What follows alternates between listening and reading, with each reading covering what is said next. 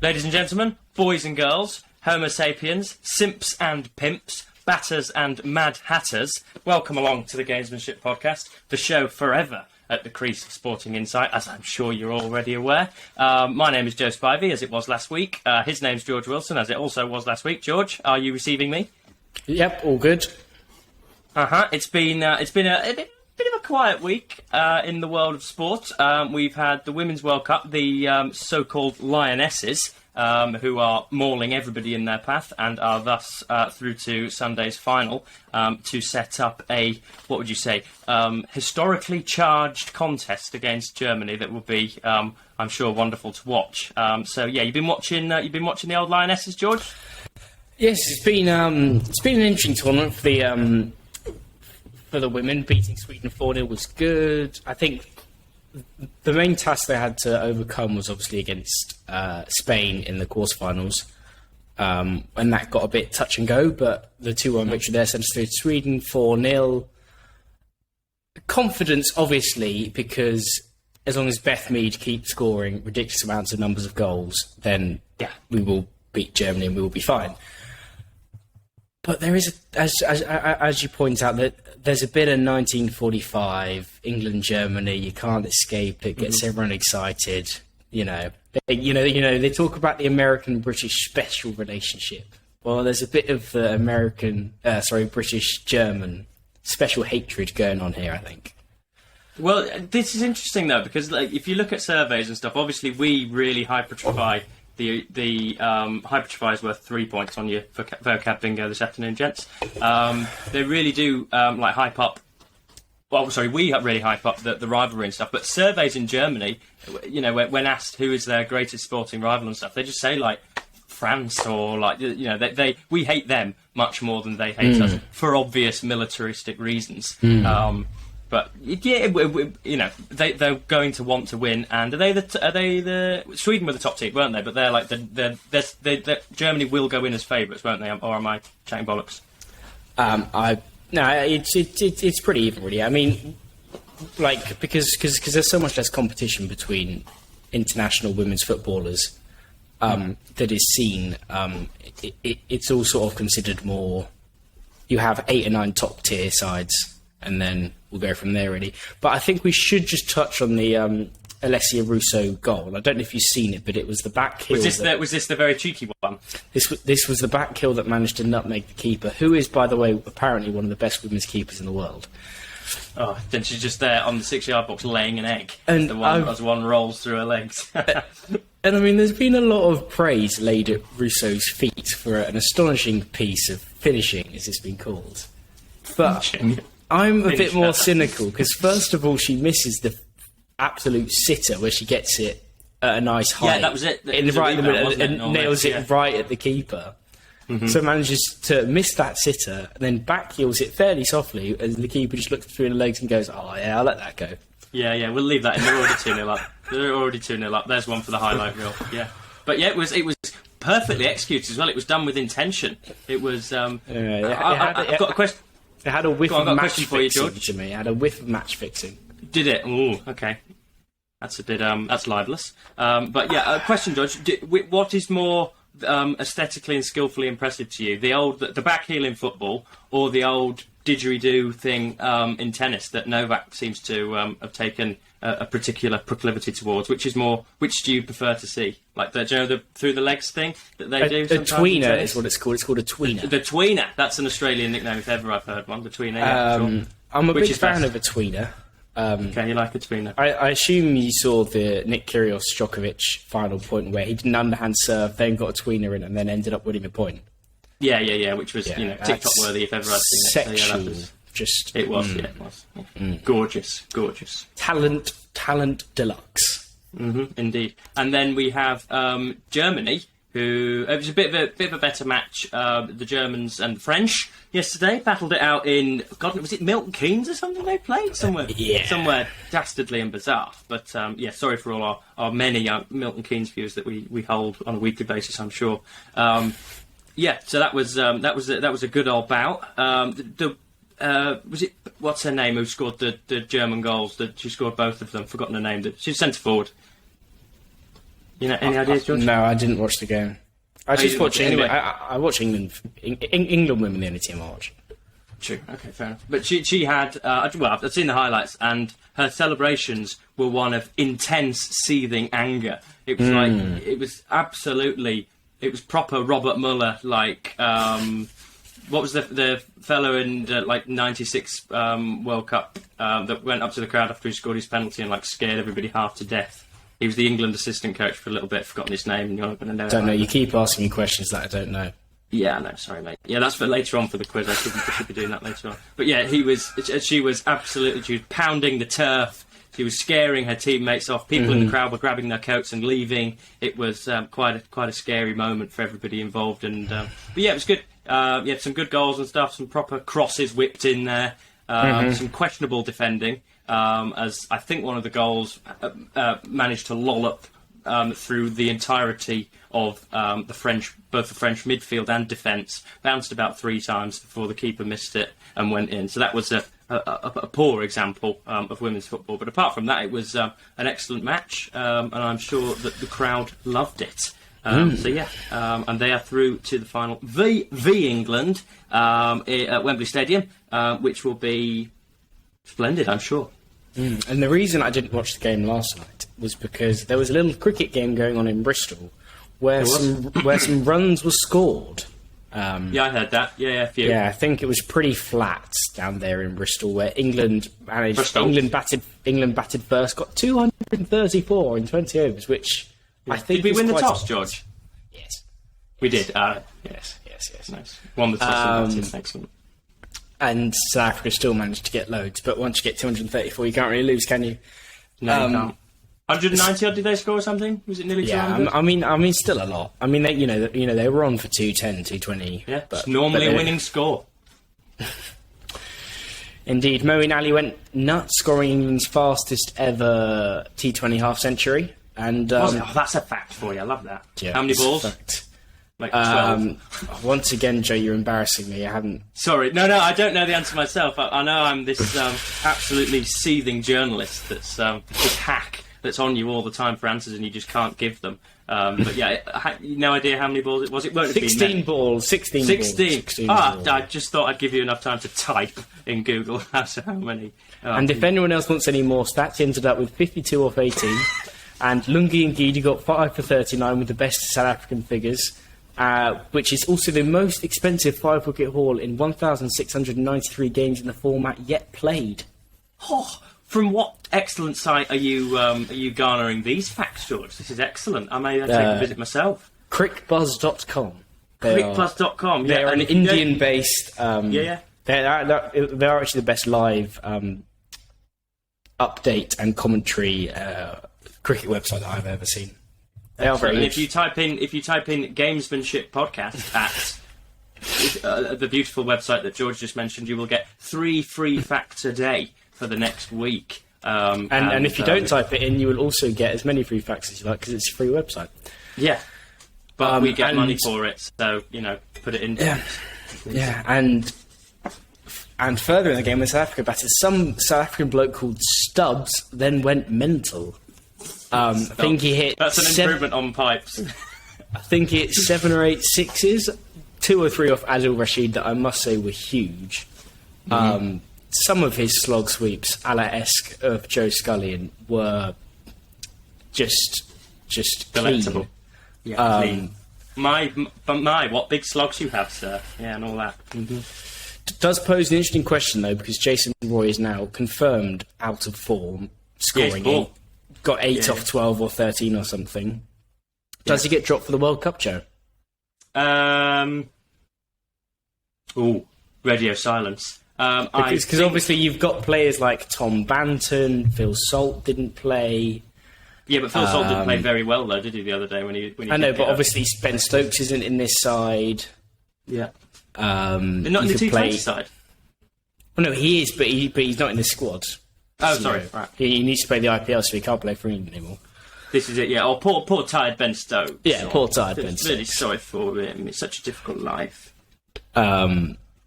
But, So, we could be playing another bowler. But, so, is because, would you open with Tom Banton, or maybe just drop Tom Banton down into middle order, open with David Milan, who's now batting 4, but as we all know, likes a bit of time to get going. Yeah, it does, yeah. Well, I think, Jason Roy's also really poor in the field, and has always been poor in the field as far as I'm concerned. Like, I've never seen him, there's always some kind of, he'll miss the wicket-keeper by a long way, and there'll be extra runs, etc., etc. Infamously, he was really bad when England won the World Cup in 2019. Oh, yeah, when he fired that gun across to Joss Butler. Yeah, fair enough. All right. Anyway... Just because you can't answer questions, there's no need to, write in, mate. Final natter on cricket, and building on what we were talking about on Sunday, notable shout-outs to... There are 2 Indian players, Washington Sundar and a fast bowler called Saini, who are currently tearing through the county championship, once again proving that, fuck me, Indian cricket's good. And Sam Northeast scored about... And Sam Northeast scored 410 runs. Not out, because that's important. Yeah, couldn't get him out. Because this innings still isn't over, so we'll go out to bat, and because I don't think Glenn will play this week, so we'll be going out to bat. And his average still won't have recorded that 410 not out. 410? Yeah. So 410 off what? 850 or something? No, it's 410 off like 450. Was it? Nice. Yeah. But yeah, I'm just scared that Indian cricket's just going to become... There's going to be like Indian cricket and then everyone else. Yeah. And at it's some point there will be... and we're just going to be living in it. That's basically what it's going to be, isn't it? Yeah. But, Which is good. It's good. It's a big market. It's wonderful that they do well.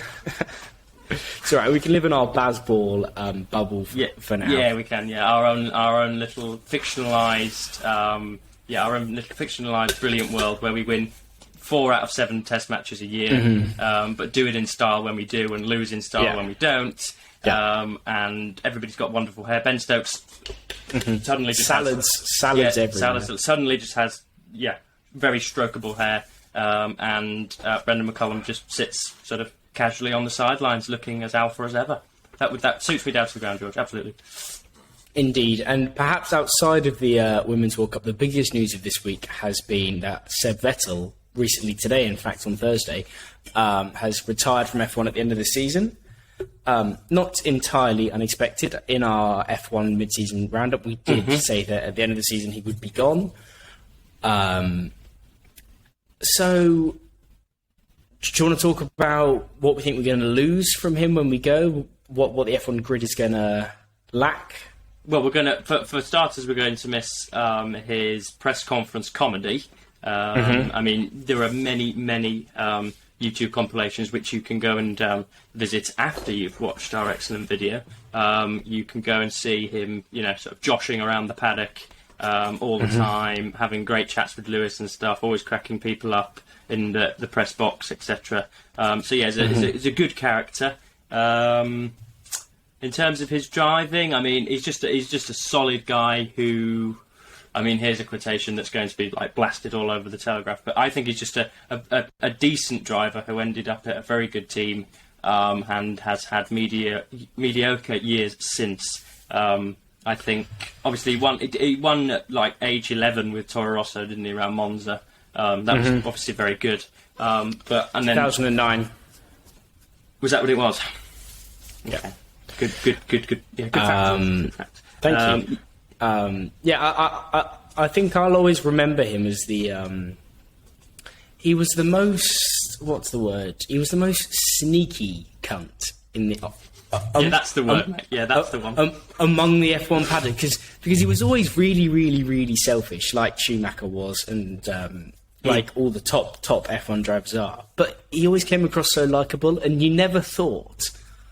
Because obviously, when Schumacher deliberately drives into Damon Hill in the late 90s to make sure Damon Hill can't finish the race so that Schumacher wins the championship. Perfectly legal, obviously, but very good gamesmanship. Frowned upon. Yeah, excellent gamesmanship. Yeah. Yeah. And Seb Vettel, does these kind of things, but you just always like him because, I mean, obviously he was chief for supporting social issues among the paddock, was the first to come out and criticise Russia and say we should be going to the Grand Prix.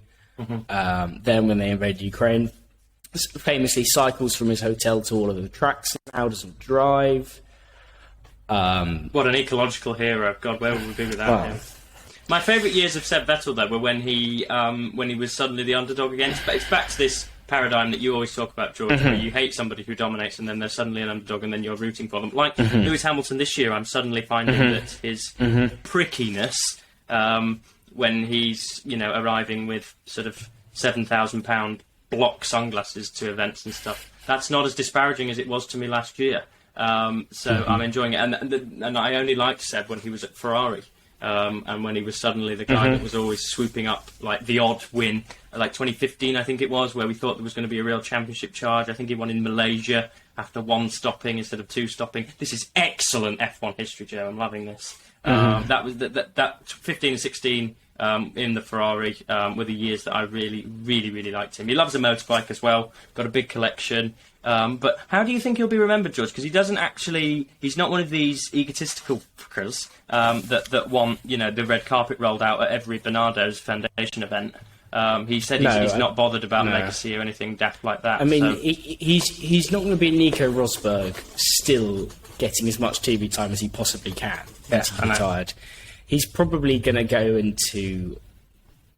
To be fair, I could see him going into, management of, I don't know, FIA or car company management. I don't think he will. I think he'll sell burgers at festivals.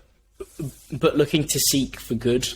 Yeah. I do genuinely think he's one of the most broad thinking and understanding the importance of his place out of any F1 driver there is. But doesn't want to, because the problem with obviously Lewis Hamilton stands out as the most vocal driver on lots of issues, but then receives lots of negativity from people who don't also coincide with those views. And I think that Seb realises that he wants to try help in many senses, but without doing it on a massively vocal stage. If you see what I mean? Yeah. But anyway, I don't think he'll go into management. I think I can see him with an apron on. In the middle of a Glastonbury field, just flipping burgers or something. He'll do something Vettellian, won't he? I don't think he'll go to management or anything. This is the opportunity where he decides to run for president or whatever. But I could definitely see him becoming something like a stunt driver. Or a rally driver. Yeah, potentially, something like that. And then he drives off a cliff in 2030, and we remember him fondly, and he died doing what he loved. He'll just start doing whatever Kimi does now. Yeah, well, which he's presumably announcing on Twitter when he's on the toilet, something like that. And drinking far too much and having a good time in very expensive cars. Doing well! But Joe, who is your prediction? And I will go first, and I think it will be Pierre Gasly, who will be in that Aston Martin seat next year. My off-air, when we were getting our noses powdered... I was saying that I thought that Daniel Ricciardo might squidge his way in there. And I don't think it will be a move that Pierre Gasly will make, because Aston Martin, as we know, are demonstrably shit. So, on balance, I think they'll just get a new bloke in. Some chump who from League Two, who will rise to the top, who's on no contract or whatever, and embarrass Lance Stroll. Well, there is a close relationship between Aston Martin and Mercedes, hasn't there? Or previously Racing Point, famous when they had their whole conflict in the 2020 when that car was very fast, and then we said, "Oh, you've copied their brake ducts, and it's the pink Mercedes, whatever." Yeah. And Nick De Vries is a Mercedes contracted driver who won the Formula 2 World Championship and who has recently tested in free practice 1 in the Mercedes. Yep. You never know. It'd be nice just to see a fresh face. Because we didn't have anyone new on the grid this year, did we? Zhou Guan Yu, who is, proving to be a remarkable driver. But we got Kevin back. Kevin. Any other sports news, George? Anything else hanging around? Well, we have the first, and this is something close to my heart. Burnley are playing their first game on Friday, which is at time of recording tomorrow, against Huddersfield Town. Away, and we have just received the bad news that Dwight McNeil has been sold to those dirty Everton. supporters for £20 million, which, I mean, money's money, and that's quite a lot for money is money. I've heard that. I've heard that before in economics lesson, that money is money. Yeah, but he would have tore it up in the Championship, and I'm getting worried that we're selling too many good players and we're not going to have any. Yeah, but you'll have a nice stadium, George. Think of the quality of pucker pie that will be on offer when we go to our game, just because you're so opulent. Yeah, mate, there's fuck all chance of us building a big stadium in Burnley. You can't fill it with anyone. All right, okay. They've only sold 1,300 season tickets for this year. Have 1,300? Like at 300 quid a pop. As in 1,000 and then 300 more. That's it. Mm-hmm. Yep. Surely the stadium capacity at Turf Moor is like 30 or 40, isn't it? No, 17. 17,000. There's only 17,000 at Turf Moor. Yeah, but the city only has 45,000 people in it. Well, okay. I suppose the KC. So nearly 50% of the fucking town have to turn up. Yeah, that's bad. I bet the robbers are lively every Saturday afternoon there, aren't they? Okay, no, take the opportunity while you can, chaps. Yeah. Yeah, I mean, it is an indication. This is a niche reference of the levelling up that needs to be going on in the northwest of the country, because that stadium was built in the late 90s for a town that was supposedly meant to grow. And quite obviously it hasn't. I mean, look, this is a perfect example. George was sat there in an auditorium, like, you know, cheek and jowl with the clergy, it looks like. I don't know where the hell he is. And I'm here in my dad's study with, like, there's a fucking air compressor down here. We've got Panzer Ace's bloody, like, paint colours when he does his little models, his little thing on the side.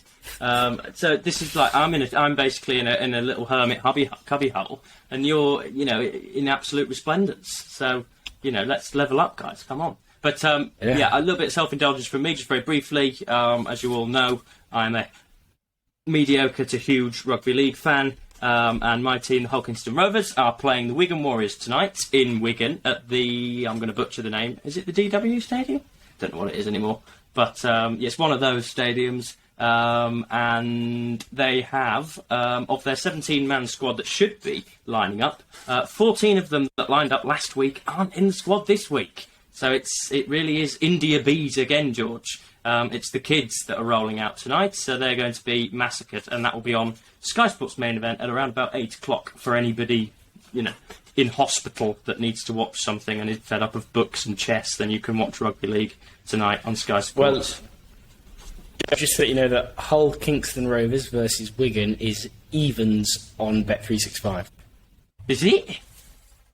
It well, is. Wigan are like second. All right, they're 6 points adrift of St Helens, but they're a bloody good outfit. They're led well, and they've got home support. There'll be a few faithful diehard Robins there in the North Stand, I'm sure, cheering away on a Thursday night.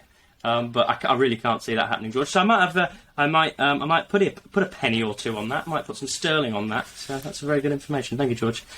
So yeah. And finally, just to wrap this up with some not particularly sporting chat, but for you wider athletics fans out there, the Commonwealth Games are coming up, and in the UK.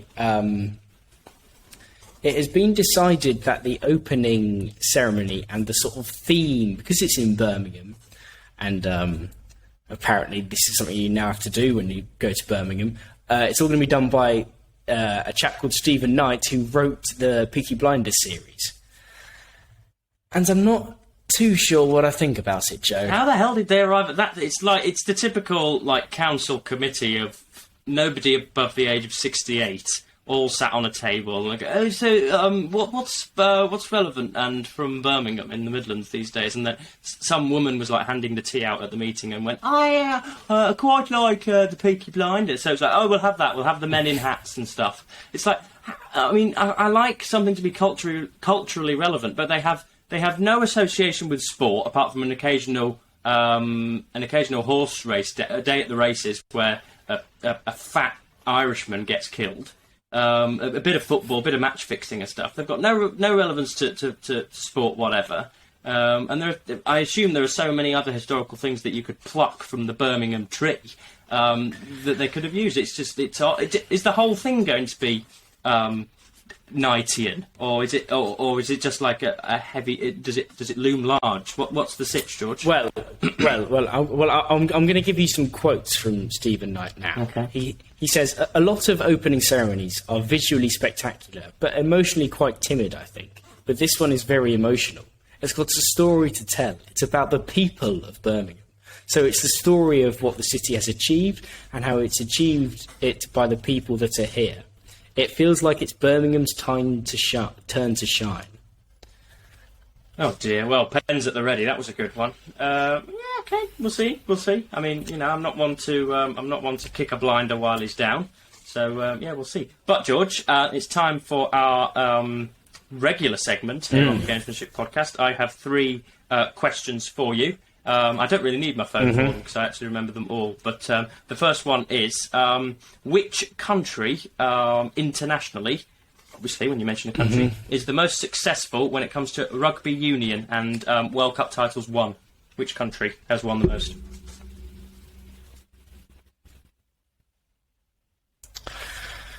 I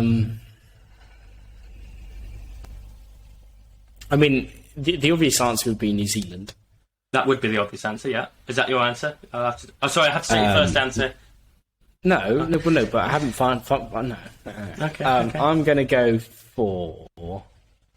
Let's go... how far back can I think? South Africa, New Zealand, England. I'm going to go for South Africa. Well, you have been thoroughly Sean-locked there, John Richardson. You had New Zealand first, New Zealand. And the carrot was, in fact, in my box. And it was New Zealand, so yeah, that is wrong.